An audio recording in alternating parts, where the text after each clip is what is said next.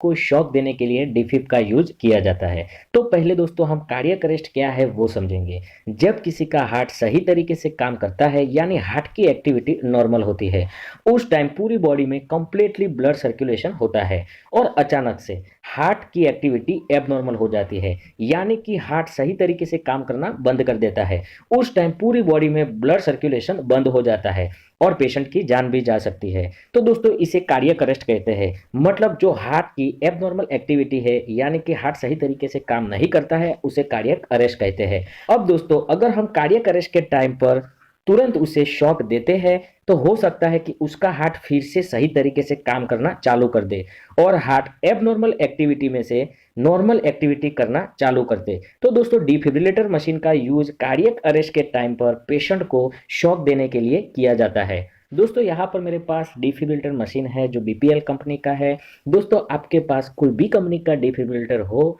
मगर उसका यूज जो करना होता है वो सबकी प्रोसेस कॉमन रहती है। तो यहाँ पर हम आज बीपीएल के मशीन पर पूरी प्रोसेस जानेंगे। सबसे पहले दोस्तों हम जानते हैं कि मशीन के ऊपर जो कीपैड है उसकी मदद से हम मशीन में क्या चेंजेस कर सकते हैं। यहाँ पर जो ग्रीन कलर का बटन है उसकी मदद से हम मशीन को ऑन ऑफ कर सकते हैं।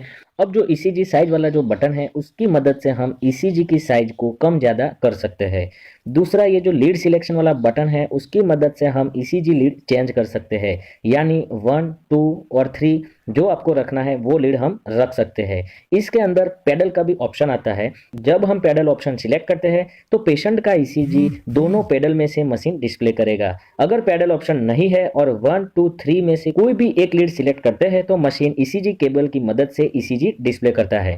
अब जो क्यूआरएस वॉल्यूम बटन है उसकी मदद से हार्ट बीट साउंड को कम ज़्यादा कर सकते हैं। अब दोस्तों ये येलो कलर के बटन से हम एनर्जी को सिलेक्ट कर सकते हैं। मान लीजिए आपको 200 जूल रखना है, 100 जूल रखना है, 300 जूल रखना है, तो वो आप एनर्जी सिलेक्ट बटन की मदद से सिलेक्ट कर सकते हैं। और जो ऑरेंज बटन है उसकी मदद से हम एनर्जी को चार्ज कर सकते हैं। अब दोस्तों हम बात करेंगे कि मशीन के साथ पैडल को कैसे लगाना है। दोस्तों मशीन के साथ पैडल सही तरीके से नहीं लगे या फिर पूरे बाहर है तो आपको मशीन में नो पैडल की एरर दिखेगी।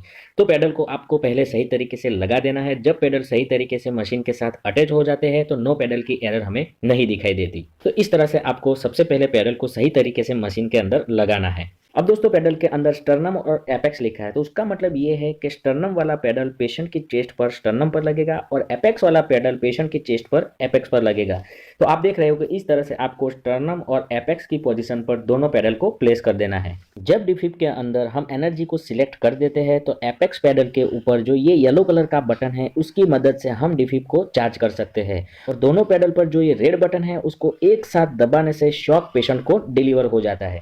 अब दोस्तों हम जानते हैं कि एडल्ट पैडल को पीडियाट्रिक पैडल में कैसे कन्वर्ट करें। तो यहाँ पर जो एडल्ट पैडल की प्लेट है उसका लॉक खोल देते हैं और उसको बाहर निकाल देते हैं तो अंदर से पीडियाट्रिक पैडल बाहर निकलते हैं और पीडियाट्रिक पेशेंट में हम ये पीडियाट्रिक पैडल यूज कर सकते हैं। अब दोस्तों लास्ट में हम जानेंगे डिफिब की मदद से पेशेंट को कैसे शॉक देना है। सबसे पहले पेशेंट की चेस्ट पर स्टर्नम और एपेक्स की पोजीशन पर दोनों पैडल को प्लेस कर देना है और मशीन के अंदर जूल को सिलेक्ट करना है। जब जूल सिलेक्ट हो जाता है उसके बाद एपेक्स पैडल पर जो येलो बटन है उसको दबा देना है। जब येलो बटन दबाएंगे तो डिफिब मशीन चार्ज हो जाएगा। जब मशीन चार्ज हो जाता है तो दोनों पैडल में जो रेड बटन है उसकी मदद से दोनों रेड बटन एक साथ दबाने से पेशेंट को शॉक डिलीवर हो जाता है और हमें डिस्प्ले में डिलीवर करके मैसेज भी आ जाता है। तो इस तरह से पूरी प्रोसेस करते हैं तो पेशेंट को कंप्लीटली शॉक डिलीवर हो जाता है। दोस्तों यहाँ पर हमारे पास कोई पेशेंट नहीं है इसलिए हम मशीन पर ही शॉक डिलीवर कर देते हैं। और दोस्तों एक बात ध्यान रखनी है कि अगर आपके पास डिफिब मशीन है तो 1 वीक में अगर कोई भी पेशेंट पर यूज नहीं हुआ है तो उसको सेल्फ टेस्ट जरूर कर देना है। सेल्फ टेस्ट कैसे करना है ये भी मैं आपको बता देता हूँ कि सबसे पहले मशीन को चालू करना है, उसके अंदर 100 जूल एनर्जी सिलेक्ट करना है, उसके बाद मशीन को चार्ज करना है चार्ज बटन से और चार्ज करने के बाद दोनों पैडल में जो रेड बटन है उसको एक साथ दबा देना है ताकि मशीन के अंदर ही शॉक डिलीवर हो जाता है। ये करने से आपको हर रोज पता चलता है कि भाई मशीन सही काम कर रहा है या नहीं कर रहा है।